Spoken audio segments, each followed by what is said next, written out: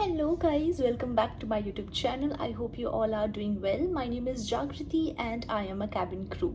तो आज की जो ये वीडियो है वो cabin crew की सैलरी से रिलेटेड है. जैसा कि हम सब जानते हैं ये बहुत ज़्यादा पॉपुलर है on social media and people says that cabin crew salary is really high and this job pays you really well and cabin crew जो होते हैं बहुत ज़्यादा कमाते हैं. So let's close things that how cabin crew earns and why this job is called the highest paid amount after 12th, which no other job pays you the way cabin crew earns with minimum education. So let's get started. So the first thing is कि cabin crew की जो salary होती है वो 3 part में होती है.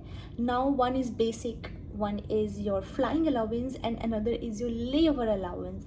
Now मैं एक करके सबके बारे में बताने जा रही हूँ and also I am working with Air India, तो I'm gonna explain how Air India pays and mostly जो जितनी भी international airline होते हैं उन सबका एक ही तरीके से होता है, एक common way होता है पे करने का. Details बहुत minute से differences होते हैं but every airline pays you exact way. पहली बात तो जो हमारा basic allowance होता है, the basic salary is something which you as a cabin crew gets. It's a fixed amount.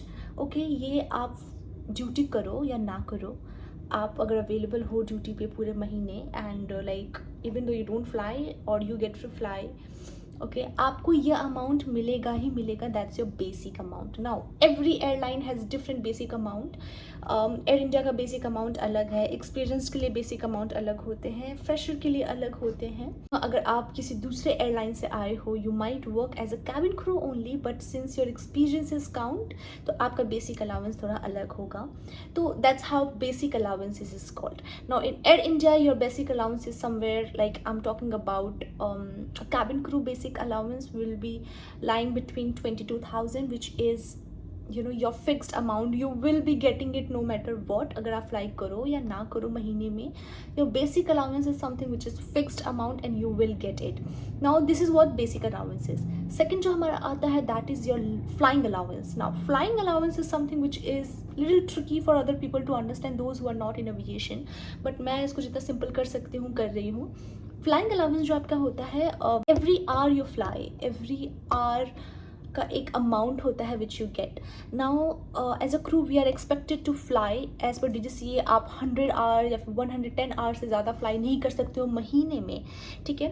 तो अगर आप 100 आवर फ्लाई करते हो suppose, which is like which can happen, बहुत ज़्यादा ऐसा रेयर नहीं है. We as a crew get to fly a lot, specially अगर आप डोमेस्टिक में फ्लाई करते हो तो 100 हो ही जाता है विदाउट एनी डाउट. लेकिन इंटरनेशनल जब आप फ्लाई करते हो तो बहुत सारी चीज़ें होती है. आपका रेस्ट पीरियड देखना होता है, आपको आराम भी देना होता है and you can not fly a lot because you are doing 16 hour 17 hour fly. So as per DGCA rule there are some rules which you can not fly a lot.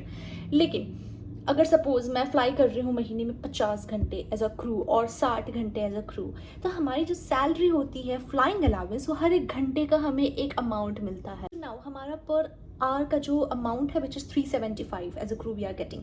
Now 375 को आप into करो till 40. Now 40 hours तक आपका जो salary होता है flying allowance which is 15,000 and that is also fixed. हमारा basic allowance होता है that is fixed amount which you get no matter if you fly और नो फ्लाई. 40 आवर तक आपका सैलरी जो है flying allowance which is 15,000 which is fixed.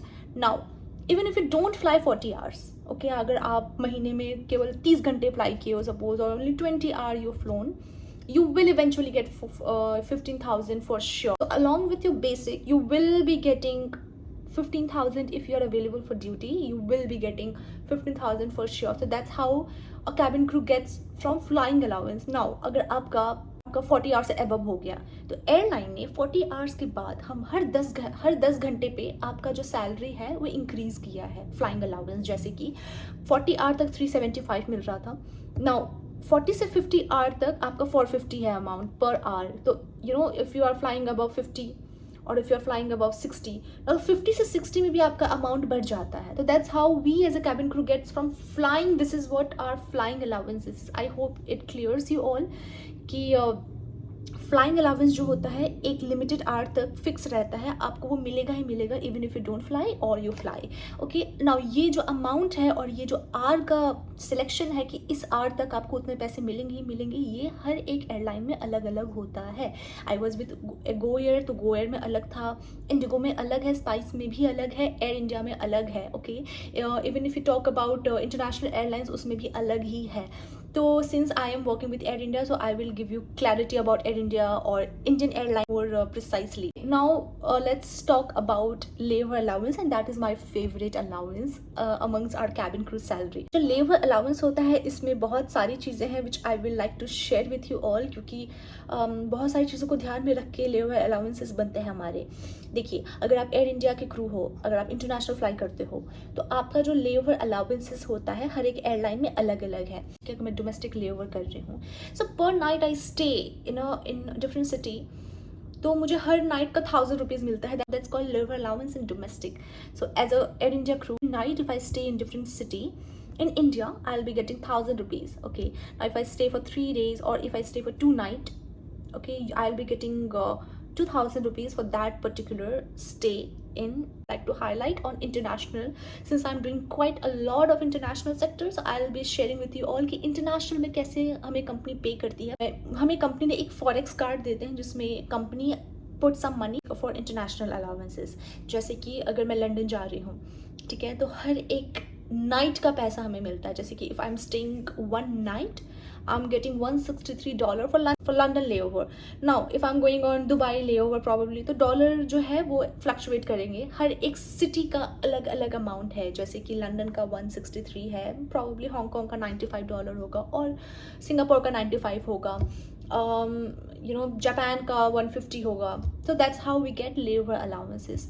तो महीने के एंड में हमने जितने लेबर किए हैं, हमें उसका पैसा डॉलर में मिलता है फॉरेक्स कार्ड में, जो हम यूज़ करते हैं। Now again internationally also we are entitled to have only 1 meal per day, तो only breakfast is included in international hotel. So आपको अपना रेस्ट जो मील है आपको खुद से खरीदना होता है। तो that is why company is paying you as per your meal cost. That's how company pays you लेबर अलाउंस। नाउ बहुत सारे एयरलाइन में ऐसा होता है कि कंपनी जो होती है वो आपको कैश देती है कि जा रहे हो तो जद्दा का वो आपको कैश दे देगी कि आपका लाइक अगर आपका पर नाइट का इतना स्टे, अगर आप 2 दिन के लिए रुक रहे हो, 2 रात के लिए रुक रहे हो, तो आपको उतना कैश कंपनी आपके हाथ में दे देगी उस करेंसी का, and you spend however you want to. But ऐसा हमारे एयर इंडिया में नहीं है। महीने के एंड में हमारा आता है फॉरेक्स कार्ड में पैसा which is are dollar. We get dollar for international लेबर and that's how you spend. You can spend it however we want. If you want to spend it on shopping, you can shop. If you want to spend it on food, you can spend your money however you want, but that's how we get money. So that's it. तो मैं एक फिर से आपको एक summary दे देती हूँ। हमारा बेसिक होता है, basic allowance is something which we get for sure no matter you fly और नो फ्लाई। ओके, देन हमारा आता है फ्लाइंग अलाउंस जो कि 1 आवर तक फिक्स रहता है, which is your 40 hour in Air India, it's a fix amount. And then आता है हमारा लेबर allowance which is precisely the more you stay on other city or another country, the more you earn from labor allowance. So labor allowances जो होते हैं हमारे domestic के लिए per night 1000 है, और इंटरनेशनल के लिए हमारा जो labor allowance है it's literally depends on the city where we are staying, and we get it in dollar in our forex card. So that's how we spend our money on international labor. I hope this video helped you all. If you want to know more about cabin crew salary or cabin crew life, you can comment in the comment box and I will reply to you all, and I will try to make more videos related to cabin crew. If you like this video, do subscribe my channel, and मुझे उम्मीद है कि आपको ये video पसंद आई होगी। अगर आपको पसंद आए तो मेरे चैनल को सब्सक्राइब भी ज़रूर कीजिए। Till then, bye bye, take care.